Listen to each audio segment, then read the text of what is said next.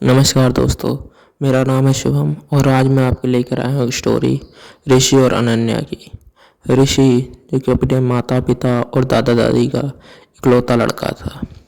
अगर बात करें अनन्या की, तो अनन्या के माता पिता, दो बड़े भाई भाभी, तो फिर बाद में ये थी। ये दोनों कॉलेज में एक साथ ही मिले थे, एक साथ ही पढ़ते थे। यहीं पर दोनों को प्यार बढ़ने लगा और कॉलेज पूरा करने के बाद इन्होंने एक ही साथ एक ही कंपनी में ज्वाइनिंग ले ली और एक ही साथ नौकरी करने लगे। फिर उन्होंने आपस में दोनों ने मिलकर घर वालों को मनाया और शादी कर ली। शादी के बाद शुरू हुआ ये सिलसिला। शादी के बाद ये पहली बार गए थे अपना नया साल मनाने के लिए। कहते हैं कि नया साल सेलिब्रेट करने के लिए किसी नई जगह पर जाएंगे। तब इन्होंने इसके लिए पुणे को चुना। पुणे में नया साल मनाने के लिए दोनों निकल पड़े अपने घर से। जब ये 30 दिसंबर को पुणे पहुँचे तो वहाँ पर बहुत कोशिश की, लेकिन इनको कहीं पर भी रूम न मिला। इससे ये दोनों बहुत परेशान थे। ऋषि ने काफ़ी जगह पता किए, होटल बुक कराने की कोशिश की, ऑनलाइन भी, लेकिन कहीं पर भी कहीं कोई दाल न गली। फिर इन्होंने आखिरकार एक होटल में पता किया। तब वो होटल वाला कहने लगा कि हाँ, हमारे पास एक कमरा खाली है, अभी अभी कोई छोड़ कर गया है। ऋषि और अनन्या सोचने लगे अभी अभी कोई छोड़ कर गया है, नए साल पर तो कोई कमरा ही नहीं मिल रहा है इनके पास, अभी अभी कोई छोड़ कर गया है। इन्होंने कहा हमें क्या, हमें तो रूम चाहिए, नया साल सेलिब्रेट करने हैं, फिर चले जाएंगे। लेकिन इनको नहीं पता था ये रूम इनके लिए कितना डरावना साबित होगा। ये दोनों 30 दिसंबर की बात है, शाम के 5 बजे की। ये लोग गए अंदर। ऋषि और अनन्या जैसे ही दोनों लोग अंदर गए और लॉक लगाया तो इन्हें महसूस हो रहा था कि हम दोनों के अलावा कोई तीसरा भी अंदर है। लेकिन ऋषि ने नज़रअंदाज कर दिया और अनन्या को इस बात पर कोई भी शक नहीं हुआ कि हम दोनों के अलावा तीसरा और कोई है।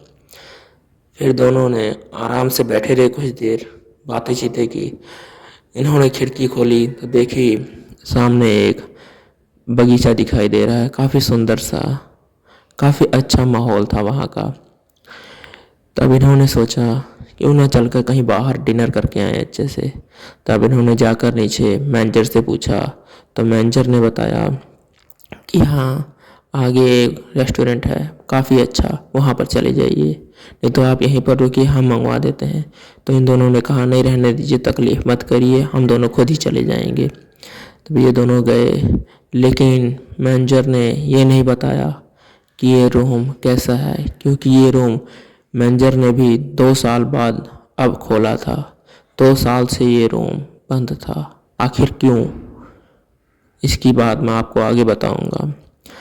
ऋषि और अनन्या थोड़ी देर बाद डिनर करके वापस आए। करीबन 9 बज रहे थे। 9 बजे जब घर पर आए अपने, तो ऋषि और अनन्या कहते हम दोनों बहुत थक गए हैं, अब सो जाते हैं।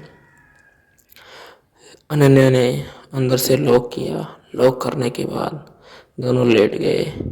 अनन्या को नींद आ रही थी, अनन्या सो गई, लेकिन ऋषि को नींद नहीं आ रही थी, वो इधर उधर करवटें ले रहा था। ऋषि ने देखा जब इस तरफ अपने दूसरी तरफ ऋषि ने मतलब कि अनन्या की तरफ जब करवट ली तो अनन्या को देखा जैसे लग रहा था उसे कोई और लेटा हुआ है। जब उस पर हाथ रखा तब देखा अनन्या का उस तरफ फेस है। ऋषि सोचने लगा मुझे वहम हो गया है, नई जगह आया ना तो ऐसा लग रहा है। थोड़ी देर बाद लेटे लेटे ऋषि को ऐसे लगा कि जैसे मेरे पीछे सिर के पास कोई खड़ा है। तब ऋषि ने पीछे मुड़कर देखा तो सिरहाने के पास भी कोई नहीं है। तो ऋषि सोचने लगा ये मुझे क्या हो रहा है, फालतू की मैं भी बातें सोच रहा हूँ। तब ऋषि ने आंखें बंद की, तो आंखें जब बंद की तो उसे ना हल्का सा बेड पर किसी के चढ़ने की आवाज़ आई, जैसे कि आपके जैसे लेटे हैं, आपके बेड पर कोई चढ़े तो आपको फील होता है ना कि किसी ने पैर रख के ऊपर खड़ा है बेड पर। ऐसे ही ऋषि को एहसास हुआ। ऋषि ने जब देखा तो कुछ भी नहीं है। ऋषि सोचने लगा मुझे क्या हो रहा है। ऋषि अचानक से अचंभे से उठकर बैठ गया। अब ऋषि देखने लगा कि कहाँ पर कोई है। फिर लाइट ऑन की, इधर उधर देखने लगा। ऋषि सोचने लगा कि जब मैं एंटर किया था तब भी मुझे एहसास हो रहा था कोई तीसरा है हम दोनों के अलावा। फिर भी इग्नोर करके ऋषि इस बार जब फिर दोबारा लेटा तो लेटने के बाद इस बार वॉशरूम की टूटी खुल गई पानी वाली, और पानी बहुत तेजी से गिरने लगा। इस बार अनन्या की भी आँख खुल गई। ये दोनों साथ में उठे। अनन्या कहने लगी ऋषि से कि तुमने क्यों टूटी खोल दी। ऋषि कहता मैं तो अभी गया ही नहीं, अभी मैं जा रहा हूँ टूटी बंद करने के लिए। तो ऋषि ने टूटी बंद की तो ऋषि ने कहा होगा कि शायद टूटी ढीली रही हो, हमने कहाँ भी चेक की थी कुछ। तो कहते हैं रात के यही कोई बज गए थे 11:30। अब इन दोनों को कहने लगे कि अब जाकर किससे कहें, कोई फ़ायदा नहीं है। मैनेजर चाहे नीचे बैठा था, लेकिन इन्होंने कहने की आवश्यकता नहीं समझी कि जाकर हम बताएं। थोड़ी देर बाद ही ये दोनों फिर दोबारा वापस आकर लेट गए। फिर इनके साथ एक घटना घटी कि वॉशरूम का दरवाज़ा अपने आप खुल गया। पानी की टूटी बंद करके और वॉशरूम का दरवाज़ा बंद करके आए थे, लेकिन दरवाज़ा अपने आप खुल गया। दरवाज़ा खुल गया और दरवाज़ा खुलने के बाद लाइट ऑन ऑफ होने लगी। मतलब कि लाइट अपने आप जलने और अपने आप बंद होने लगी। ऋषि और अनन्या के दोनों के सामने ये हादसा हो रहा था। दोनों देखकर हैरान थे कि ये आखिरकार क्या हो रहा है। फिर ऋषि ने अनन्या से कहा कि मानो चाहे ना मानो इस रूम में कुछ ना कुछ गड़बड़ी है ज़रूर। तब अनन्या ने कहा कि आप भी सही कह रहे हैं, सच में कुछ ना कुछ तो है। अब हम दोनों यहाँ से चल जाते हैं, कहीं और रूम ले लेंगे, नहीं तो बाहर ही सो जाएंगे, कोई बात नहीं। लेकिन जब ये दरवाजे के पास पहुँचे तो दरवाज़ा खुलने का नाम ही नहीं ले रहा था। ये लोग खोल रहे थे लेकिन खुल ही नहीं रहा था। इतनी देर में ही वॉशरूम का दरवाज़ा भी बार बार बंद और खुल रहा था। ये नज़ारा देखकर दोनों हैरान रह गए। दोनों आवाज़ें लगाने लगे कि दरवाज़ा खोलो, दरवाज़ा खोलो, लेकिन मानो ऐसा था कि इन दोनों की आवाज़ इसी रूम में गूंज गूंज के रह रही थी, बाहर जा ही नहीं रही थी। जब थोड़ी देर के बाद एकदम से सब सन्नाटा सा पड़ गया, लाइट ऑन होकर रह गई, वॉशरूम का दरवाज़ा खुला रह गया। दरवाज़ा भी वैसे का सनामन हो गया, लेकिन दरवाज़ा खुला नहीं इनका मेन गेट। फिर ये दोनों बैठे रहे, देखते रहे कि क्या हो रहा है, कहाँ पर है। फिर अनन्या कहती है कि कौन है, जो भी है सामने आओ, क्यों हम दोनों को परेशान कर रहे हो। लेकिन कुछ मंजर नहीं ऐसा हुआ। फिर दरवाज़ा खिड़की अचानक से खुली। खिड़की खुलने के बाद एकदम ठंडी सी हवा आई इन दोनों की तरफ। जब ठंडी सी हवा आई तो एकदम से दोनों सहम से गए, देखने लगे क्या हुआ खिड़की के पास। फिर ऋषि ने हिम्मत की और खिड़की के पास जाकर देखा तो ऋषि को ऐसा लगा कि जैसे कि कोई खिड़की को पकड़ के रखा हुआ है, बंद करने ही नहीं दे रहा है। ऋषि बंद कर रहा है लेकिन बंद नहीं हो रहा। अनन्या कह रही है क्या हुआ। तो अनन्या भी यहीं दरवाजे के पास और ऋषि खिड़की के पास दोनों खड़े थे, लेकिन ऋषि से दरवाज़ा बंद नहीं हो रहा था खिड़की का। अब खिड़की बंद न होने के कारण ऋषि भी परेशान हो गया था।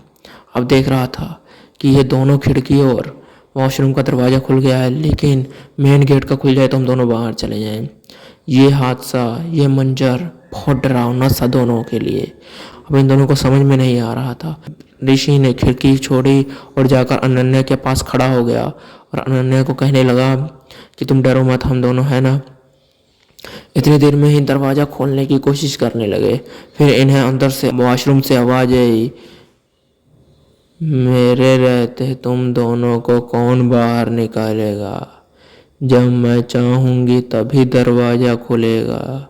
ये आवाज़ सुनकर मानो इन दोनों को एकदम से रोंगटे खड़े हो गए और इन दोनों में से किसी की हिम्मत नहीं हुई कि जाकर वॉशरूम में देखें कि आखिरकार कौन है। जब यह बात हुई तो ऋषि और अनन्या दरवाजे को बहुत तेज तेज पीटने लगे कि मेन गेट खोलो, हमारा रूम का दरवाज़ा खुलवाओ कोई।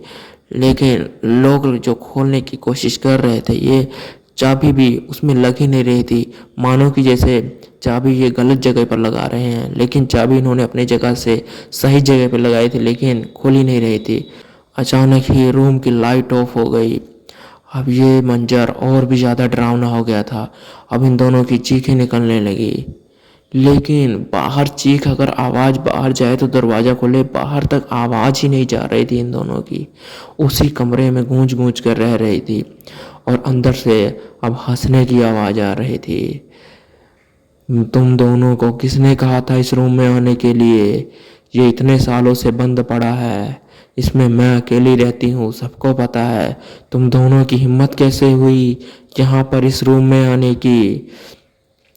ये बात सुनकर इन दोनों को जैसे कि किसी ने स्टैचू कर दिया हो, मूर्ति की तरह खड़े हो गए और कहने लगे, हे भगवान, कहाँ फंस गए आकर हम।